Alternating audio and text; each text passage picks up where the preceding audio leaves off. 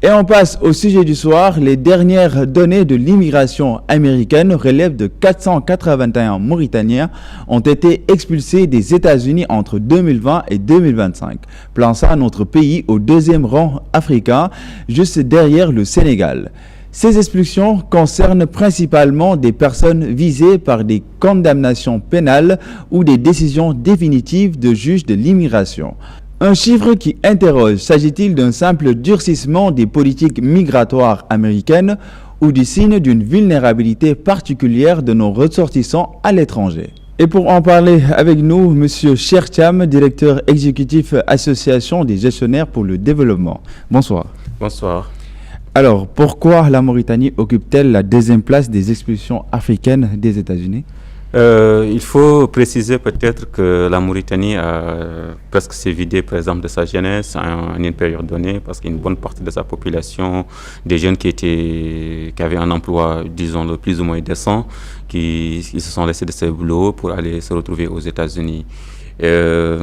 Avec le phénomène de Nicaragua, je pense beaucoup de jeunes Mauritaniens se sont déplacés aux États-Unis sans pour avoir une visibilité très claire de l'avenir qui les attend. Donc, avec l'avènement de Trump, je pense que les mesures se sont durcies contre nos compatriotes. Maintenant, ces expulsions sont-elles liées à des délits, des irrégularités ou un durcissement des lois migratoires?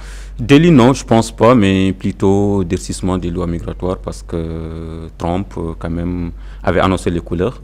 Bon, mais l'Eldorado américain, le rêve avait pris le dessus. Donc, c'est dans ce sens que, bon, comme il le dit aussi dans sa campagne, America's the First, donc les Américains d'abord. Donc, c'est dans ce sens qu'il a durci, je pense, les lois de migration. Alors, comment l'État doit-il gérer cette question par la réinsertion des expulsés, leur réinstallation ou en l'articulant avec la problématique plus large de l'emploi des jeunes? Oui, c'est un peu problématique parce que, je l'ai toujours dit, il y a vraiment un problème d'articulation entre les formations professionnelles et le métier, en fait, le marché de l'emploi. Ce problème persiste et persiste toujours et pour trouver une insertion pour ces retours, ça sera très compliqué parce qu'il faut le noter, ils ont laissé leur boulot pour repartir.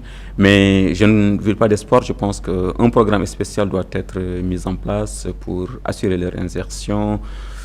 Compte tenu de leur spécialité, je pense qu'il y a des choses à se faire. C'est juste une question, une volonté politique, quoi. Une volonté politique. Ces chiffres relèvent-ils d'une fragilité particulière des migrants mauritaniens à l'étranger? Fragilité, non, parce que vous l'avez dit tantôt, c'est le deuxième pays quand même où le taux d'exclusion est très élevé. Donc, je ne pense pas que ça soit léger, mais ça doit nous interroger tous et nous permettre aussi de refonder ou de repenser notre politique de jeunesse et surtout d'emploi pour qu'on puisse, que la Mauritanie garde ses fils dans son territoire pour une meilleure insertion, disons, économique et sociale. Et là, il est question de savoir quelles conséquences sociales et économiques pour les familles concernées. Les conséquences, oui, ils sont là, les conséquences sont là. Parce que la plupart, c'est des soutiens de famille. Vous connaissez un peu nos familles africaines.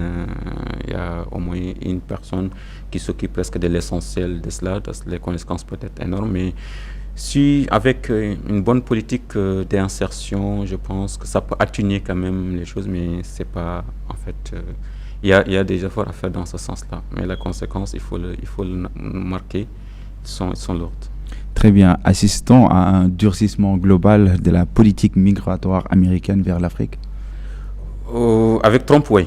Avec Trump, oui, il faut le reconnaître parce que c'est sa vision, c'est sa politique, mais pas que Trump. Hein, et en France, avec l'avènement de montée en puissance de RN, et je pense que l'Afrique, ou plus particulièrement la Mauritanie, doit repenser la politique de sa jeunesse.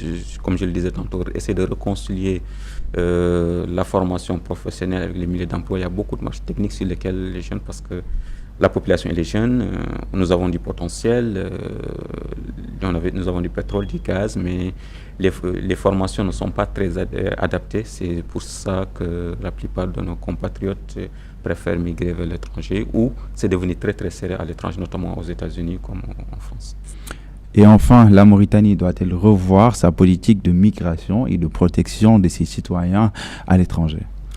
Oui, parce que en fait, nos compatriotes à l'étranger reflètent un peu notre situation. Donc c'est important qu'il y ait une politique adéquate aux différents pays, bien sûr, qui permettra de faciliter leur insertion et faciliter leur vécu dans ces pays que vous citez. Donc cela reflète d'une politique concertée, mais surtout, j'allais dire, adaptée à ces pays-là. Alors merci Monsieur Chertiam de nous avoir accordé cette interview. C'est moi qui vous remercie. Merci.